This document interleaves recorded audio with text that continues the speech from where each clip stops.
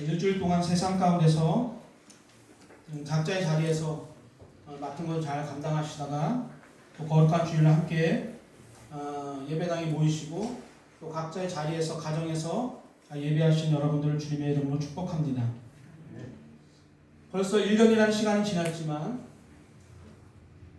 아직도 우리의 곁을 떠나지 않는 코로나를 보면서 다시 한번 우리가 하나님을 의지해야만 하는 그런 연약한 인간임을 다시 한번 고백하지 않을 수가 없습니다. 오늘도 그 전능하신 하나님을 내 마음속에 품고 그 하나님의 마음이 온전히 여러분의 마음속에 들어가게 됨을 통해서 남은 시간도 여러분들이 지금처럼 잘 견디고 살아가게 되기를 다시 한번 주님의 이름으로 축복합니다. 지난주에는 12년 동안 혈류병에 걸린 여자가 예수님의 옷에 손만 대도 병이 나을 거라는 그런 믿음을 가지고 예수님의 그 옷자락을 믿음으로 만졌을 때 그의 혈류의 근원이 말랐던 기적을 경험했던 이야기를 우리가 살펴보았습니다. 모든 것을 잃고 죽은 것이나 다름없는 그런 삶을 살았던 여자가 예수님을 만남으로 완전히 새로운 삶을 살게 되었지만 그 여자로 인해서 오늘 본문에 나오는 회당장 야이로의 딸은 결국 죽게 되었습니다. 사실은 회당장 야이로가 먼저 예수님을 만났고 예수님 앞에 엎드려 무릎을 꿇고 자신의 딸이 죽어가고 있으니 그 몸에 손을 얹으셔서 그를 구원해 달라고 먼저 이야기를 하고 우리 예수님께서 그것을 흔쾌히 받아들이시고 야이로와 함께 야이로의 집으로 가는 중이었습니다. 그런 중에 혈류병에 걸린 여자가 나타나서 예수님의 옷자락을 만짐으로 생각지도 못한 안타까운 시간들이 흘러가고 말았습니다. 언제부터인가 뉴스에서 골든타임이라는 단어가 종종 나오기 시작했습니다. 다음 국어사전을 보게 되어지면 골든타임이라고 하는 것은 라디오나 텔레비전에서 좋은 청취율과 시청률이 나올 수 있는 가장 좋은 그런 시간대를 골든타임이라고 합니다. 그러나 현대에서는 또 다른 뜻으로 그것이 쓰이는데 바로 생사의 갈림길에 선 환자의 목숨을 구할 수 있는 제한된 시간을 골든타임이라고 합니다. 갑자기 우리 가운데서 나타난 여인에 의해서 자신의 딸을 살릴 수 있는 골든타임이 점점 사라지고 있었습니다. 그리고 결국 야이로가 우려하던 일이 발생하고 말았습니다. 우리 35절입니다. 함께 읽겠습니다. 아직 예수께서 말씀하실 때에 회당장의 집에서 사람들이 와서 회당장에게 이르되 당신의 딸이 죽었나이다. 어찌하여 선생을 더 괴롭게 하나이까. 아멘. 예수님은 조금 전 죽어가고 있는 야이로의 딸을 고치러 가고 있다라는 그 사실을 잊어버린 사람처럼 병에서 고침을 받은 여인과 길거리에서 계속 이야기하고 계셨습니다. 바로 그때 회당장의 집에서 사람들이 와서 회당장에게 딸이 죽었다라는 그런 비보를 전하게 됩니다. 이제 모든 것이 끝나고 말았습니다. 마치 연극이 끝나고 무대 조명이 꺼지고 배우들이 다 사라져버린 텅 빈 무대처럼 야이로의 마음도 딸이 죽었다는 그 말에 마음도 머리도 텅 빈 상태가 되었습니다. 내가 여자와 예수님이 이야기할 때 빨리 대화를 끊고 예수님을 모시고 집으로 갔어야 하는데 아니 저 여자가 처음부터 예수님의 앞에 나타나지 말았어야 하는데 딸의 죽음을 막지 못한 아버지 야이로의 머릿속은 너무나도 복잡했습니다. 어린 딸의 죽음을 막지 못한 그 아버지의 마음은 과연 어떠했을까요? 설교를 준비하면서 너무 안타까운 소식을 하나 들었습니다. 부인과 별거하던 중에 자기의 목숨처럼 끔찍히 사랑했던 8살 된 딸 아이가 그 자신의 아내, 즉 엄마에 의해서 살해된 그런 사건입니다. 그 아빠가 그 소식을 듣고 딸을 혼자 보낼 수 없고 또 딸이 없는 세상을 살 자신이 없다라고 하면서 문자를 보내고 극단적인 선택을 했다는 그런 소식이었습니다. 지금 아버지 야이로의 마음이 바로 그 아버지의 마음과 다르지 않았을 것입니다. 예수님은 그리고 야이로의 그 마음을 잘 알고 계셨습니다. 짧은 시간이었지만 수많은 생각을 하고 있는 야이로에게 이렇게 말씀하십니다. 36절입니다. 읽겠습니다.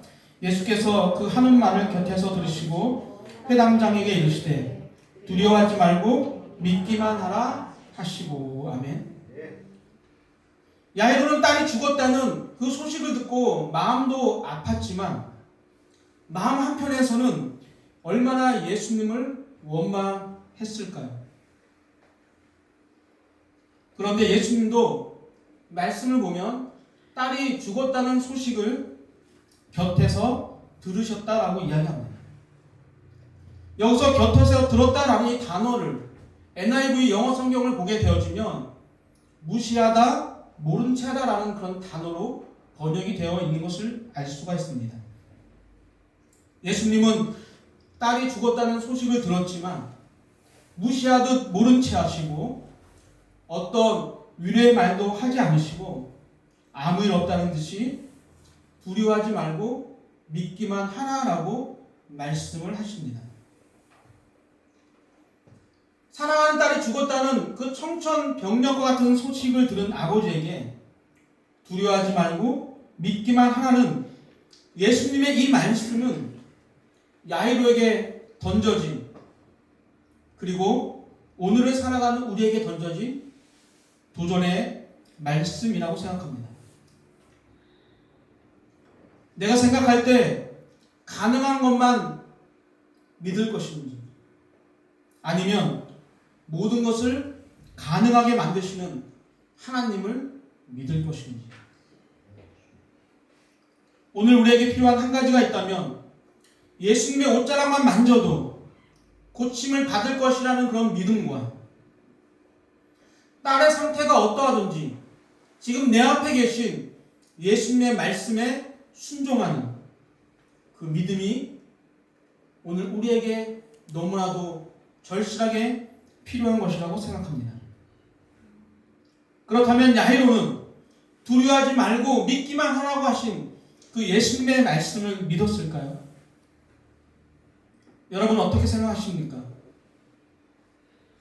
12년 동안 혈류병을 앓고 있는 여자가 예수님의 옷자락을 만짐으로 완벽하게 치유되어지는 그 현장을 목격한 야이로가 예수님과 함께 자신의 집으로 발걸음을 다시 옮기기 시작했다는 것은 예수님의 말씀을 믿었다라는 증거입니다. 여러분, 야이로는 가능한 것만을 믿은 그런 사람이 아니라 모든 것을 가능하게 하실 수 있는 예수님을 믿었습니다. 38절입니다. 읽습니다. 회당장의 집에 함께 가서 떠드는 것과 사람들이 울며 심히 통곡함을 보시고. 아멘. 예수님께서 베드로와 야고보와 요한을 데리고 야이로의 집에 도착해 보니 딸의 죽음을 몸으로 느낄 수 있을 만큼 많은 사람들이 울며 통곡하고 있었습니다. 당시의 장례 문화를 보게 되어지면 아무리 가난한 가정이라고 할지라도 장례를 위해서 2명 이상의 피리 부는 사람과 1명의 곡하는 여자를 고용하게 되어 있었습니다. 같은 이야기인 마태복음을 보게 되어지면 피리 부는 자들과 떠드는 무리가 있었다라고 기록을 하고 있는 것을 우리가 알 수가 있습니다. 사람들이 모여 울며 심히 통곡하고 있었다는 것은 야이로의 딸이 정말로 죽었다라는 것을 증명하는 장면이기도 합니다. 아이의 죽음을 애통해하며 울고 통곡하는 그 사람들을 보신 예수님께서 또다시 아무도 이해할 수 없는 말을 하고 계십니다. 39절입니다. 읽겠습니다. 들어가서 그들에게 이르시되 너희가 어찌하여 떠들며 우느냐 이 아이가 죽은 것이 아니라 잔다 하시니. 아멘. 아이가 죽은 것이 아니라 자고 있는데 왜 떠들며 울고 있느냐라고 말씀하시는 것이에요. 예수님의 말씀이 사실이라면 자고 있는 그 사람의 장례를 치르기 위해서 사람을 고용하고 통곡하며 울고 있는 그들의 행동은 정말로 어리석은 행동입니다. 그리고 그들의 행동이 어리석었다는 것은 얼마 가지 않아서 증명이 되고 맙니다. 그러나 그런 사실을 모르고 아이가 죽었다고 생각하고 있는 사람들의 반응은 차가웠습니다. 우리 40절입니다. 읽습니다. 그들이 비웃더라. 예수께서 그들을 다 내보내신 후에 아이의 부모와 또 자기와 함께 한 자들을 데리시고 아이 있는 곳에 들어가사. 아멘. 한두 번도 아니고 장례식에서 곡하는 것이 전문가인 그들이 볼 때 아이가 죽었다는 확신이 있었기 때문에 자고 있다라고 하는 예수님의 말씀은 그들에게 있어서는 비웃음거리밖에 되지 않았습니다. 성격이 불같은 친척이나 조문객이 있었다고 한다면 주먹 다짐이 몇 번 정도는 날 수 있는 그런 상황의 말씀인 것이죠. 그러나 예수님은 곡하는 자들 다 내보내시고 아이의 부모와 함께 간 3명의 제자들만 데리고 아이 있는 곳으로 들어가십니다. 그리고 그 말이 사실임을 증명하기 시작합니다. 이게 41절입니다. 읽습니다. 그 아이의 손을 잡고 이르시되 달리다고 하시니 번역하면 곧 내가 네게 말하노니 소녀야 일어나라 하심이라. 아멘. 예수님께서 죽은 아이의 그 손을 잡으시지. 지난주 혈류병에 걸린 여자가 율법으로 부정한 사람이었듯이 죽은 사람의 몸을 만지는 것은 유대 정결법을 위반하는 것이었습니다. 그러나 예수님의 만짐은 부정의 감염이 아니라 예수님으로 인한 정함과 생명의 감염이 일어나는 그런 통로가 되어 버리고 말았습니다. 예수님께서 아이의 손을 잡고 달리다굼이라고 하시죠. 이 단어는 아람어인데 달리다라는 어린 양, 아이라는 그런 뜻과 쿰 하죠. 일어나라라는 명령어입니다. 소녀야 일어나라라는 이 예수님의 말씀에 모든 사람들이 죽었다고 슬프게 곡하던 야이로의 딸이 곧 일어나서 걷게 되었습니다. 그리고 예수님께서는 소녀에게 먹을 것을 주라라고 하십니다. 일어나 걸었다는 것과 먹을 것을 먹게 했다는 것은 소녀가 진짜로 살아났다는 것을 확증하는 것입니다. 이 사건을 통해 사람들이 크게 놀라게 됩니다. 한번 생각을 해보겠습니다. 죽어서 장례를 치르고 있는데 조금의 희망도 없는 그 죽은 시체가 몸을 움츠리는 것도 아니라 일어나서 걷고 또한 음식을 먹는 이 상황이 얼마나 그들에게는 놀라운 일이었을까요? 예수님이 이 일을 아무도 알지 못하게 하라고 하십니다. 물론 이 명령을 지키는 것은 불가능할 것이에요. 왜냐하면 벌써 죽었던 소녀가 예수님에 의해서 살아났다라고 하는 이 소문이 온 동네에 퍼졌을 것이기 때문입니다. 같은 본문인 누가복음 8장을 보게 되어지면 그 소문이 온 동네에 퍼졌다라고 기록하고 있는 것을 우리가 또한 알 수가 있습니다. 그러나 그렇게 예수님께서 말씀하시는 이유는 다른 것이 아니라 예수님께서는 예수님의 사역을 하나님의 시간표에 따라 진행하시기 위함이었기 때문입니다. 지금까지 살펴본 것이 회당장 야이로의 딸을 살리신 예수님의 기적의 내용입니다. 오늘 굉장히 힘드네요. 제가 설교하기가 발음이 안 돼서 식은땀이 나네요. 그냥 웃으셔도 됩니다. 여러분들 좀 웃기면 웃으셔도 돼요. 참지 마시고. 그렇다면 오늘 말씀을 통해서 우리가 살펴보아야 할 것은 과연 무엇이 있을까 하는 것입니다. 설교를 준비하면서 시간표에 대해서 생각을 해보았습니다. 다른 시간표가 아니라 우리들의 시간표와 예수님의 시간표입니다.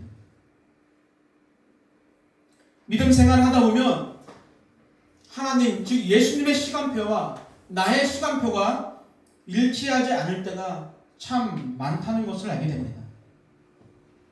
나의 시간표대로 진행되지 않는 것을 보면서 우리는 하나님이 나를 사랑하지 않는다라고 생각할 때가 많습니다. 그러나 예수님이 우리를 사랑하지 않는 것이 아니라 사랑하시기 때문에 지체하고 계시는 것입니다. 야이로는 혈류병에 걸린 여자가 예수님과 함께 예수님의 시간을 보내시는 것을 보면서 지금 내 딸을 살릴 수 있는 골든타임이 얼마 남지 않았는데 왜 한가히 여자와 이야기를 하시는 겁니까? 라며 발을 동동 구르고 있었을 것입니다. 야이로의 마음속에는 예수님의 시간표보다는 딸에 대한 시간표가 더 중요했기 때문입니다. 우리도 야이로처럼 예수님의 시간표보다 내 시간표가 더 중요하기 때문에 당장 무엇인가를 보여주지 않는 이러한 상황 속에서 발을 동동 구를 때가 많습니다. 나에게는 늘 맞지 않는 시간표가 이상하게도 동료인 김집사, 오집사에게는 얼마나 그 시간표가 척척 맞아 돌아가는지 알 수가 없습니다. 그래서 우리는 예수님의 시간표는 늘 나에게만 불합리하다라고 생각을 하게 되죠. 그러나 오늘 이야기를 보면 야이로의 시간표가 아니라 예수님의 시간표에 맞추어서 일을 하심으로 야이로가 원하는 것보다 더 큰 은혜를 경험하는 것을 우리가 알게 됩니다. 집에 도착하니 정말로 아이가 죽었고 사람들은 통곡하고 있었습니다. 이것은 야이로의 시간표에 없는 것이었어요. 예수님이 빨리 집으로 가서 죽어가는 딸을 고쳐주는 것이 바로 야이로의 시간표였습니다. 그런데 예수님의 시간표대로 진행되니 모두가 죽었다고 생각했던 딸이 일어나 걷는 더 큰 은혜를 경험하게 된 것입니다. 이것이 예수님의 시간표의 비밀입니다. 우리의 시간표가 아닌 예수님의 시간표를 기다리며 예수님은 우리에게 항상 더 크고 놀라운 은혜를 베푸실 것입니다. 하나님의 시간표를 기다려서 복을 받았던 많은 사람들이 있지만 그 중에서도 우리가 잘 아는 믿음의 조상이라고 불리는 아브라함이 대표적인 사람이었습니다. 히브리서 6장 13절로 15절입니다. 함께 읽겠습니다. 하나님이 아브라함에게 약속하실 때에 가리켜 맹세할 자가 자기보다 더 큰 이가 없으므로 자기를 가리켜 맹세하여 이르시되 내가 반드시 너에게 복주고 복주며 너를 번성하게 하고 번성하게 하리라 하셨더니 그가 이같이 오래 참아 약속을 받았느니라. 아멘. 창세기 12장을 보게 되어지면 하나님께서 아브라함에게 나타나셔서 고향과 친척과 아버지의 집을 떠나서 내가 내게 보여주는 땅으로 가라라고 말씀하시면서 7가지의 축복을 약속해 주십니다. 그 중에 하나가 내가 너로 큰 민족을 이루게 하시겠다라는 축복입니다. 그러나 시간이 흘렀지만 큰 민족은커녕 아브라함에게는요 자식 하나가 생기질 않았습니다. 아브라함의 마음을 아셨던 하나님께서 아브라함을 이끌고 장막 밖으로 나가셔서 하늘의 수많은 별들을 보여주시면서 하늘의 별들처럼 자손을 너에게 주시겠다라고 약속을 하십니다. 그런데 무려 25년이나 지난 후에 아브라함은 나이가 너무너무 많았고 아내 사라는 경수가 끊어져서 도저히 자식을 낳을 수 없는 그런 불가능한 상태에서 그 약속을 이루어 주십니다. 아브라함이 자신의 시간표에 맞지 않자 여종 하갈을 통해서 이스마엘을 낳기도 하지만 결국 25년의 오랜 기다림 끝에 약속의 아들 이삭을 얻게 되었습니다. 여러분, 이렇게 하나님의 시간표와 우리가 원하는 시간표가 다를 때가 많습니다. 그러나 중요한 것은 하나님의 시간표가 되면, 예수님의 시간표가 되면 반드시 약속을 이루어 주신다는 겁니다. 저는 그 시간을 기다리며 사는 것이 믿음이라고 생각해요. 보이지 않지만 나에게 약속하신 그것을 반드시 이루어 주실 것이라고 믿고 걸어가는 것, 그것이 저는 믿음이라고 생각합니다. 두려워하지 말고 믿기만 하라는 그 예수님의 말씀에 묵묵히 순종한 야이로의 믿음은 예수님의 시간표가 되었을 때 죽었던 딸이 살아나는 엄청난 은혜를 맛보게 된 것입니다. 예수님이 이런 능력을 가지시고 우리를 사랑하시는 분이십니다. 그런데 왜 우리는 그런 예수님을 기다리지 못할까요? 이유는 내 시간표가 더 소중하고 내 시간표가 항상 맞다라고 생각을 하고 있기 때문입니다. 월요일 밤 10시에 하기로 한 텔레비전 프로가 있다면 그 시간까지 기다려야 합니다. 왜 빨리 방송을 하지 않느냐고 방송국에 아무리 항의 전화를 한다 해도 월요일 밤 10시가 되지 않으면 그 프로는 볼 수가 없습니다. 예수님, 왜 예수님의 시간표는 항상 그렇습니까? 왜 예수님의 시간표는 나와 항상 맞지 않습니까? 내 시간표에 맞춰달라고 우리가 아무리 때를 써도 예수님의 시간표는 바뀌지 않습니다. 그렇다면 어떻게 하면 좋을까요? 어떻게 하면 우리의 삶이 지금보다 조금은 더 행복하고 즐거운 삶이 될 수가 있을까요? 가장 좋은 것은 그 하나님의 시간표에, 그 예수님의 시간표에 내 시간표를 맞추고 살아가는 것입니다. 우리의 시간표가 아닌 예수님의 시간표대로 살아가는 것입니다.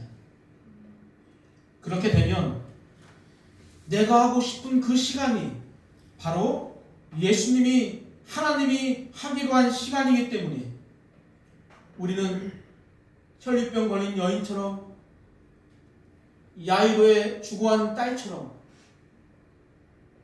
100세 아들을 낳은 아브라함처럼 늘 기적을 체험하며 살아갈 수 있게 되는 것이죠. 사랑하는 산둘교 성도 여러분, 우리가 살아가는 시간표는 예수님의 시간표입니까? 아니면 나만의, 우리들만의 시간표입니까? 우리 산둘교의 모든 성도님들이 우리들의 시간표가 아니라 예수님의 시간표에 맞추어 살아가게 되기를 주님의 이름으로 축복합니다.